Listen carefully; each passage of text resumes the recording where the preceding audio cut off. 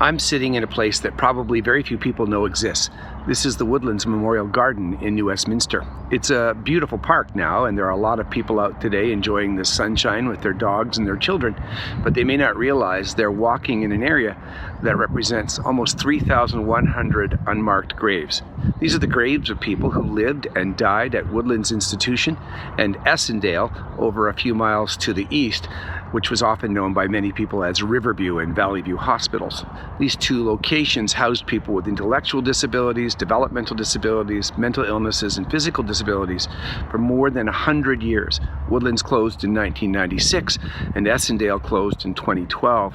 And along the way, many people were simply dropped off here without any information whatsoever. And that's why if you come across a tombstone from this area, all it will have on it is a person's name and the date they died. In many cases, not even their first name and never a birth date. In 1977, something very interesting happened here.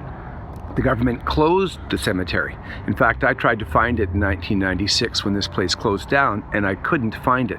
And the reason is that even though the graves themselves remained, they simply picked up the 3,000 tombstones. Only 9 remained.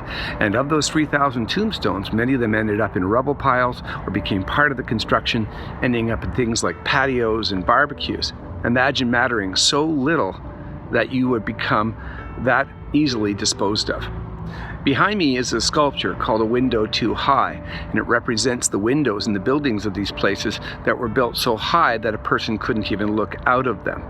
People were dropped off here at their birth, often without any other information, and lived their entire existence here, dying without anybody even noticing most of the time. I like to come here sometimes to remind myself that even well-intentioned people can do things that are highly destructive. When we do things to make our community better, when we do things to help other people, we need to stop and think about what it's like to be a human being.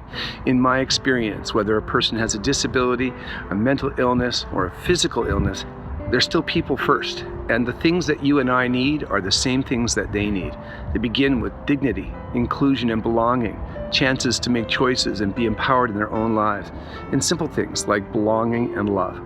I hope that as you look at your community, you'll contribute to things that truly help people, to reach them as people, so that we truly learn from the memories of this place.